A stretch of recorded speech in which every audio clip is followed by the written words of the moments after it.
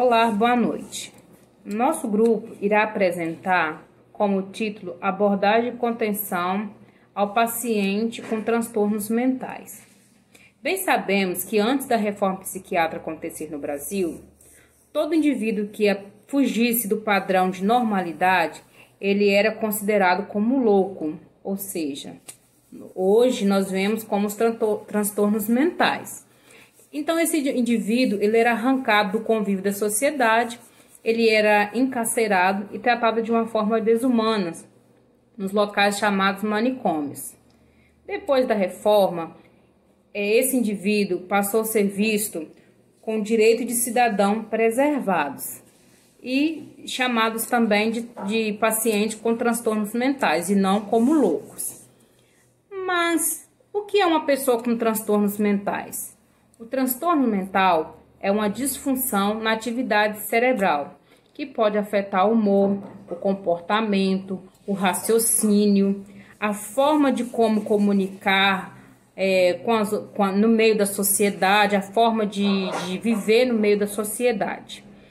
Então, existem alguns tipos mais comuns que nós vivenciamos de uma pessoa com transtornos mentais. Um desses transtornos são transtornos de depressão, de ansiedade, de bipolaridade, o de estresse pós-traumático, de demência, o transtorno obsessivo compulsivo, o déficit de atenção, dentre muitos outros. O contato com pessoas em sofrimento psíquico causa grande mobilização afetiva e social. Para abordar esse paciente, é necessário ter algumas técnicas e saber lidar muito bem com ele. Por exemplo, é necessário ser compassivo, demonstrar paciência, sem questionar a irrealidade dos fatos, sem questionar o que realmente está acontecendo com ele. Não se deve confrontar a crença do paciente, mostrar interesse e disponibilidade de ajudá-lo é sempre a melhor opção. É necessário manter um contato, porém com distância, com bastante compostura, para não haver troca afetiva e gerar emoções negativas para esse paciente. Todo paciente com transtorno mental, ele tem o direito de ser tratado em ambiente terapêutico pelos meios menos invasivos possível. Ele tem esse direito porque está na Lei 10.216 de 2001, artigo 2º, item 8. Agora eu vou estar falando sobre os tipos de contenção. Existem 3 tipos delas: a contenção física, a contenção mecânica e a contenção química. Na contenção física, o paciente ele é imobilizado por 5 pessoas que vai segurar ele firmemente no chão, no solo. Já a contenção mecânica, esse paciente ele é mobilizado por faixas de couro de tecido e ele é fixado no leito. A contenção ela pode ser ou não acompanhada de medicamento. Esse medicamento tem a função de estar sedando o paciente.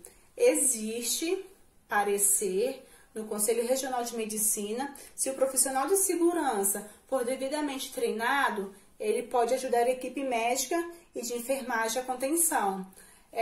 Os profissionais habilitados para esse procedimento é a equipe médica e a equipe de enfermagem, que consiste em enfermeiro, técnico e auxiliar. Um pouquinho de quais são as recomendações para a contenção do paciente. Primeiro, deve ser feita com 5 pessoas que tenham conhecimento prévio desse procedimento. Segundo, os materiais utilizados devem ter resistência, exemplo, lençóis. Terceiro, durante todo o procedimento, o paciente deve ser explicado por que estão fazendo aquilo com ele, qual é o motivo, para onde vão levar, quais são os materiais utilizados, tudo mais.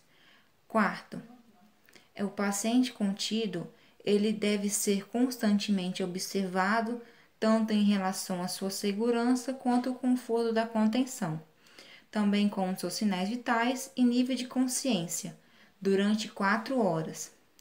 A sua maior importância é preparar a abordagem verbal desse paciente e também priorizar segurança e conforto para ambos.